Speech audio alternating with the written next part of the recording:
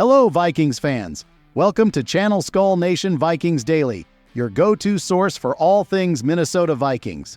Today, we're diving into the latest preseason developments and what they might mean for the upcoming regular season.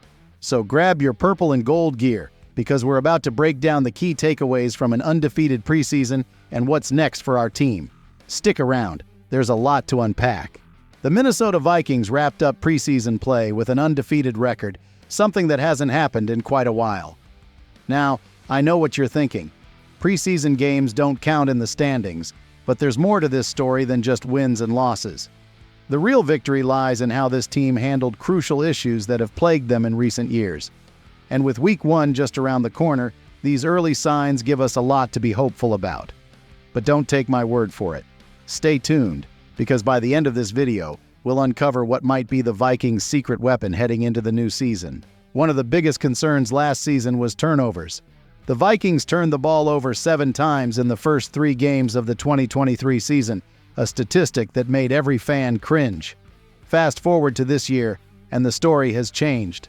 The focus throughout the preseason was on protecting the ball, and the results speak for themselves. Just 1 interception across all games. Coach Kevin O'Connell made it clear that this was a top priority, and it showed. He even gave fans a rare inside look during a mic'd-up segment, where we could hear him calmly instructing the players through the game plan. It's moments like these that remind us how far this team has come, and yet how much farther they can still go. But will this newfound discipline carry over into the regular season? That's the question on everyone's mind, and we'll dive deeper into it in just a bit. Let's shift to the quarterback situation, which has been a point of conversation for months. Jaren Hall made waves during the preseason, throwing for nearly 200 yards and a couple of touchdowns. He showed flashes of brilliance, but here's the dilemma. The Vikings are facing tough decisions with the roster, and Hall's future hangs in the balance. Will they risk losing him by placing him on the waiver wire in hopes of sneaking him onto the practice squad? Or has he done enough to secure a spot on the final 53-man roster? The stakes are high, and it's not just Hall's potential that makes this decision so critical. It's the depth at quarterback that the Vikings have struggled with in the past. Remember last season's carousel of quarterbacks? No one wants to see that repeated. We'll have to see if the Vikings gamble with Hall or keep him in the fold as insurance. The wide receiver room is another area where competition has been fierce. Justin Jefferson and Jordan Addison have locked in their spots as the top receivers, but what about the rest? Jalen Nailor and Tristan Jackson have been standouts, both proving they can step up when needed. Jackson in particular has shown promise in practice and during games, making him a name to watch as we head into the regular season. But here's where it gets complicated. The Vikings also need someone to return punts, and that's where Brandon Powell comes into play. His versatility could be the deciding factor in who stays and who goes, especially with the team's renewed focus on the running game. In a league where every roster spot counts, Powell's ability to block and contribute on special teams could be the edge that secures his place. Speaking of special teams, let's talk about the safety position. Lewis Cine, the Vikings' first-round pick in 2022, faced a tough rookie season with a devastating leg injury that many thought could sideline him permanently. Yet, here he is, back on the field and competing for a roster spot. It's been a long road to recovery, and while Cine's resilience is inspiring, the reality is that the Vikings have depth at safety. Harrison Smith is still holding down the fort, and younger talents are emerging. Does Cine have what it takes to stay on the roster?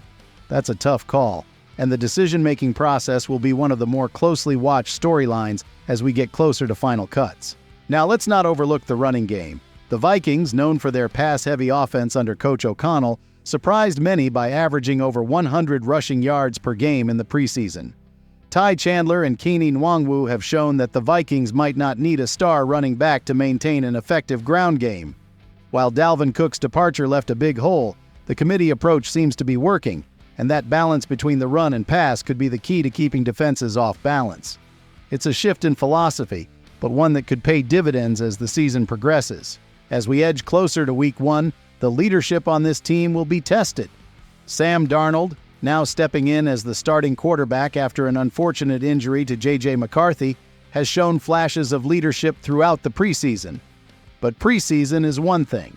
Regular season is a whole different ball game. The real test for Darnold will be whether he can lead this team when the stakes are high, when the game is on the line, and when every decision counts. Surrounded by playmakers like Jefferson and Addison, Darnold has the tools at his disposal to succeed. The question is, can he rise to the occasion? We'll soon find out. In conclusion, the Vikings have plenty of reasons for optimism as they enter the regular season. From reducing turnovers to solidifying key positions, this team has laid the groundwork for what could be a very exciting year. But, as always in the NFL, nothing is guaranteed. The decisions made in the coming days will shape the roster and set the tone for the rest of the season. So stay tuned, Vikings fans. This journey is just beginning, and there are sure to be plenty of twists and turns along the way. Thank you for tuning in, Go Vikings!